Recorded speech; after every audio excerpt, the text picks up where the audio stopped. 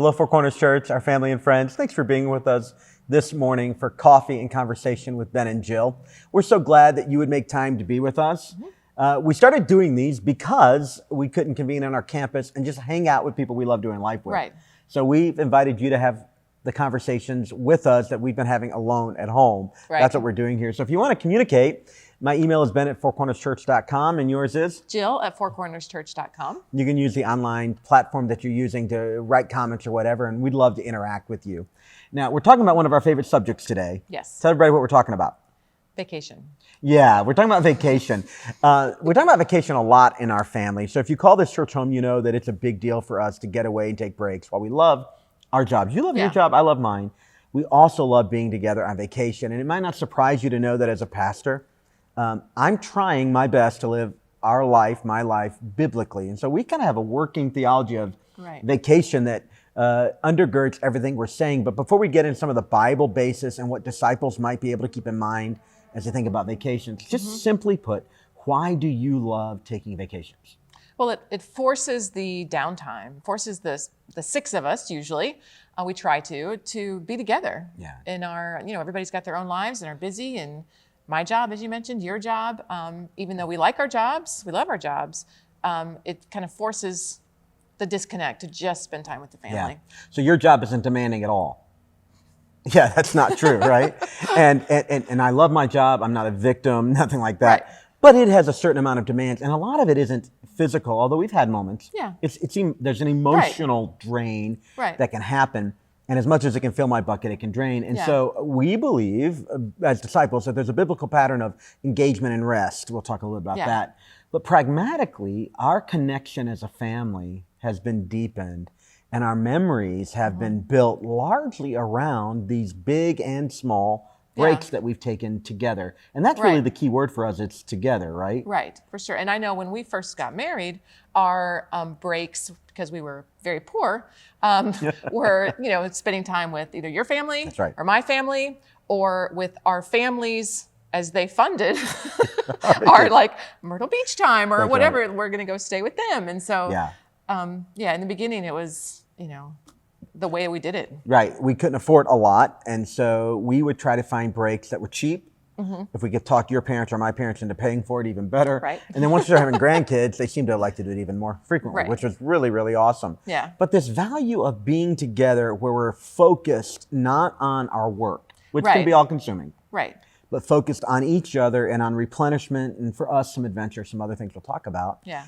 Just a really, really big deal to our family. And so we thought we'd invite you guys in to talk about that a little bit. Jill, I said that there is some foundations from the Bible that kind of speak into the idea of vacation, but the word vacation never found in the Bible. Right. So what is some of the biblical foundation for disciples who take a vacation? Yeah, well, rest is certainly found in the Bible in multiple places. First of all, one of the Ten Commandments is the Sabbath and the value of taking time off. And so, that looks different in our family than other families because Sunday's a work day for you. Yeah. But the whole idea of even once a week, kind of this whole, it's like God laid out a vacation every week in terms of, a day off. Yeah. My mentor used to teach me about breaks, and he would say that the Bible says you're lazy if you won't work, and that's really bad. But it actually calls you disobedient if you won't rest. Yeah. And so you have this 6-and-1 pattern in the Bible. Right. So we don't live a 24/7 life. We live a 24/6 life as disciples. And that last day, the Sabbath of rest, gives us a chance to replenish, to sleep. Yeah. To be together as a community without having to work. But theologically, when you take rest, it actually says that you trust God. Because all the nations around Israel, when the Ten Commandments were given, if they didn't work every day, they didn't have daily bread every day. Yeah. So you worked to eat. It was daily survival. You survived only by the sweat of your brow. But God told his people, no, I actually sustain you. So I'm going to build into the rhythm. So there's profound biblical implication there. And then we hear Jesus rested. Right. There's multiple times when he references rest. In one place in particular, he mentions to his disciples, let's, go away to a desolate place and rest. Yeah, kind of get away from the crowds. Right. They were always around him. And so there's this rest and this disconnect Another thing that my mentor kind of taught me early on is that you can actually have a bit of a Sabbath, a mini Sabbath every day. So daily you engage a period of refilling your bucket through the Word and through prayer. We call that chair time. Then weekly you do your Sabbath, but periodically you want to take a bulk of time, right? 24 hours, 72 hours a week, and you want to get away as a way of keeping the bucket filled, right? Right. So when we're getting into vacation mode, what does life look like for us?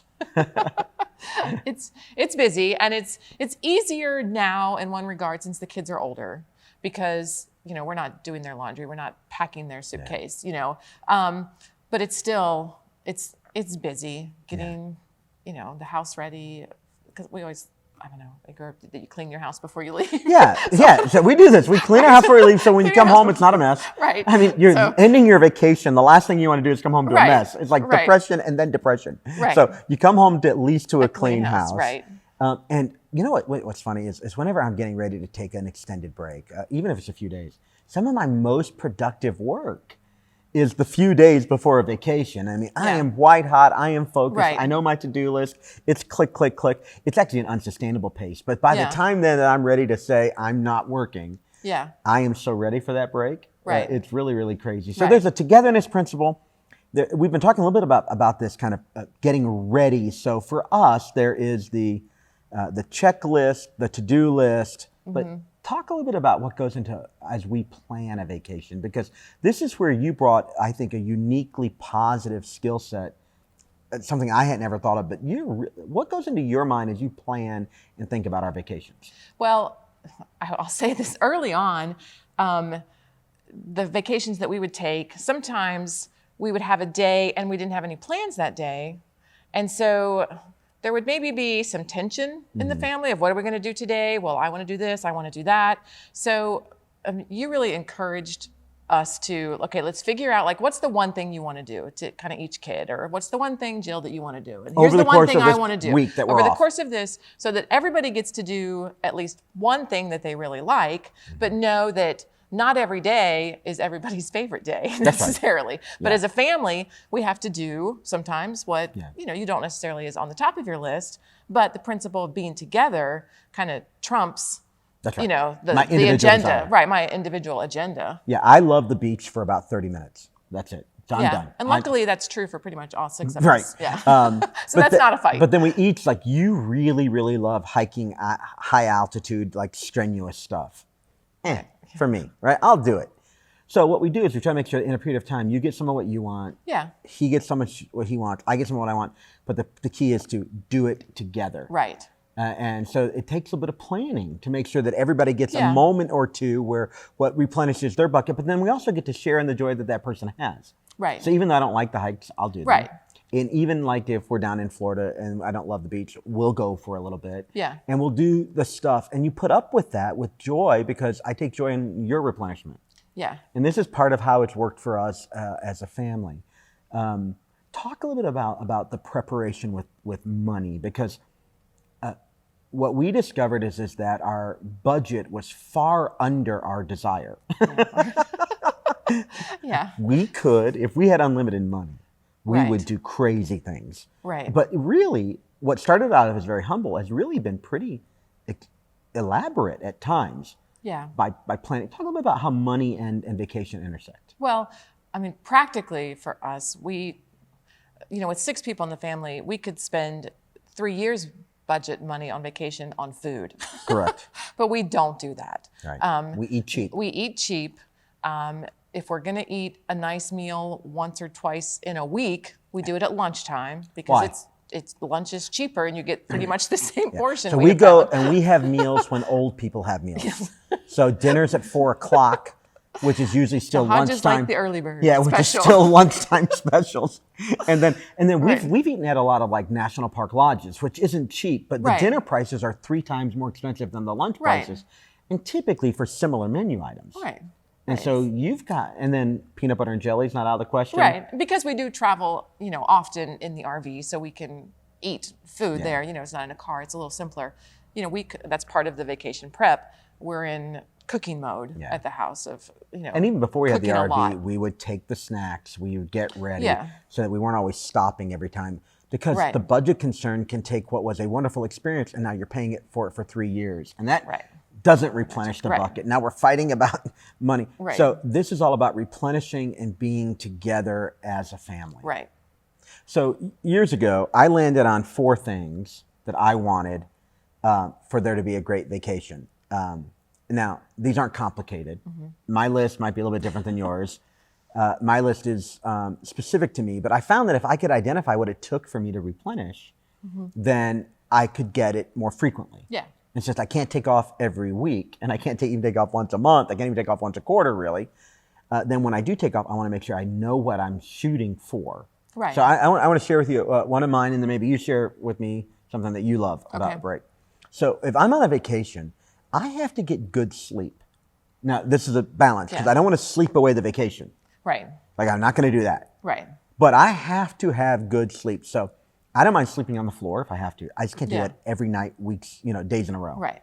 I have to be in a place because the truth is, as much as I don't like to admit this, I get grumpy. And then it's no longer fun to be together. So I have to get pretty good sleep. Now, that might sound silly, but that means we don't plan vacations where sleep is going to always be elusive. Right. We don't so fill the day that we're always running tired. Yeah. What's something that you kind of require if you're going to have a good vacation? At least one experience. What do you mean by that? Of something fun that we all do, and it's a great memory. And we've talked about it before. Either snorkeling if we're in Florida, or hiking if we're out west somewhere. So you're one big thing every time, like when you try to create an environment or an experience where there's usually a bit of adventure. Right, but not necessarily an engine. Not necessarily an engine. That's I bring that value. You like to make sure that there is usually a little bit of kind of like sweat equity that goes along with the activity. We're a little physical. Yeah. We're swimming or we're hiking or something like that. It's usually not something as simple as bowling, although we've done that. Yeah. But it's like usually for you, it's outdoors. Right. So I like to be outdoor outside. adventure is something I know about her. And so if we're planning something, we do outdoor adventure, and then that fills your bucket. Right. And then we all take joy, honestly. We've learned to take joy in the fact Jill loves this. And so we try to do it with her as often as we can. So I'm clearly the animal here, Neanderthal, knuckle-dragging man, but I have to have good sleep, and I have to have really good food. Now, by good food, I don't mean expensive. But I can't be pushing the envelope and barely tolerating the grub. Right. It's got to be some of my comfort foods, some things I like. Right. I'll push the envelope a little bit. I'm a little adventurous with eating. Yeah. But I have to know that I've got my stuff. Right. Because evidently, if I'm hungry or tired, I'm impossible to live with. I love that about me. It's so mature. But if I'm going to rest and replenish, I got to, the basics for me. So I'm pretty basic here on this stuff. What's something else for you? Pacing. Okay. Early on, we would do trips, and we've tried to put too much in a day, and then everybody's tired and everybody's cranky. Yeah. Where if we pace it out better, we're all happier. Yeah. Yeah. So we would go to the happiest place on earth. We lived an hour from Disney World when we lived in Florida. Right. And Florida residents back in the day got really nice discounts. Yeah. And so we actually had season passes to Disney for a few years when the kids were little. Ellen was little. We didn't have the boys. And we'd go to the happiest place on earth and come home the most miserable people on earth. And even though we kind of got in free-ish, certainly much reduced, we would just be exhausted. And we would try. And so we've just learned slow down. Right. Reasonably paced, right? And maybe there's one morning where we're really burning the oil. Right. So your list is looking very mature and reasoned, and I look like a caveman sleeping. No. Oh, this is going to help because without being like too crass, I'm a married man, and on a good vacation, I have to have some married man time. I do. I was wondering if you were going to bring that one up. I knew you were wondering. I do. We're at 5 now. So clearly, I am totally a caveman. And so I don't want to go through the drought of intimacy on vacation necessarily. Right. And so if I'm replenishing my bucket, that's kind of where I am. Now, you get a chance to tell what one of yours is, and it probably should be that you really look forward to your time with me. So the 6th one is, I love spending quality time with Ben. Thank you so much. I do. We have a lot of good times together. We enjoy the kids. We enjoy food. We enjoy experiences. We enjoy mommy-daddy time. All right. So the final thing for me is I too like adventure. Yes. I mean, my adrenaline has to flow. I have to I don't want to say like have a near death experience. I've had a few of those, but I need to like push the envelope. And honestly, we joke, but if it has an engine and it can go fast, that's just a lot of fun for me. So on the water, on a boat. Pray for us. Yeah. Or like an ATV or a UTV, on a horse, whatever. I don't know. Again, I'm clearly not a very mature human being. I like the baser things in life. But you make this happen for us with your work, and then with the RV, it's like, a house on wheels. And so it's a lot of work to get an RV ready to go on a vacation. I've always, I can't do. I always wanted an RV, and it's not a cheap toy. It's a toy, not a necessity. But it is a lot of work. But I do it because it kind of forces that together time for us, and it does give us some options that other types of vacations don't give us. All right, so we talked about practicality.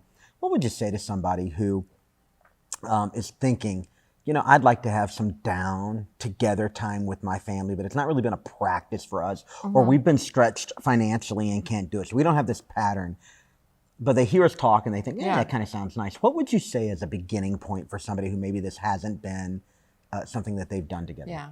Well, I would say if you have kids and they're old enough to really give you, an opinion, I would ask them things that they would like to do. And I mean, you can do so many things around here within an hour or so, and just you can do it cheaply, right? Very cheaply. We've done John Bryan State Park. Oh yeah. And then a lot of times we'll stop and get ice cream on the way out at Young's Dairy. That's a great day. Yeah, we're in our family, that's an under $50 kind of thing, and it's ours, and lots of fun. Right. Again, what else could somebody who's trying to start this, downtime with family, with their spouse, what's one thing they could do? In the planning, the whole idea of planning as a family, that's in some ways it's not as much fun as the actual event, but we have a lot of fun actually planning it because we talk a lot. Yeah, it's a world of opportunity. Would you like to do this? Would you like to do that? And so I would say, get the family together and say, what do we want to do? And spend time planning, not just doing. And then on a practical level, we watch our budget. So we don't spend money on a lot of things that we could spend money on. So if you were to come to our house, it's not the newest and most modern. We don't remodel our house every few years. Our kitchen is very old. I make appliances last as long as they can because if I have extra money, I don't want to spend it on stuff, even stuff that I might enjoy every day. That's just a philosophy shift. I would rather spend it on these experiences. Yeah. And so what we do is we try to live as simple as possible, which allows us to have a little bit more adventure, a little bit more exotic experience later. And so start small, start where you can. Yeah. And if it's a value for you, then you look for other ways to help. So now when we do some of these adventure things and they're expensive, we make the kids pay their own way, don't we? Yeah, absolutely. Nice. Venmo is a wonderful thing. Yeah, it's amazing how much money transfers between our kids and mom and dad's account. Like they're sending us money because we just don't have it to pay. And they're capable, they can be a part of it. And again, the key is to do it together and kind of replenish. Now, a lot of this doesn't sound very, very spiritual, but I want to tell you, it's very difficult for you to be your best if you don't follow the principle of Sabbath. So minimally, it's kind of a 1 day of disconnect and 6 days of connection. Yeah. But periodically getting away, breaking away to solitude with those closest to you. Jesus modeled that, and he didn't call it vacation, but he would get away to a solitary place. Yeah. And so I just want to challenge you, if you find your bucket running low, one of the ways you can replenish is you start to think about what you might be able to do. And when we do that, we get ramped up. Right. We get excited. And then you invite the people who are going to be a part of it to talk about it with you, and we get kind of ramped up. Yeah. And then you go do the thing. Right. And we're kind of ramped up the whole time. And then you talk about it afterwards. And then you talk about it so a week-long vacation can feed us emotionally for 3 to 4 or 5 months. And then sometimes we'll go back and watch old video or pictures, and it really, and so sometimes people have said, to us, it looks like you guys have great adventure. And I just want to give major credit to you for that, because you brought that value. But man, once it got in my heart and soul, I don't think I'll ever let it go. Yeah. So you have permission biblically to take a break. You actually have a command. Yes. And there are practical things you can do, but nothing beats replenishing and being together with the people you love. That's right. Four Corners Church, we miss you. We can't wait till we're back on campus together. We'll see you next time. Yep. Bye-bye. Bye.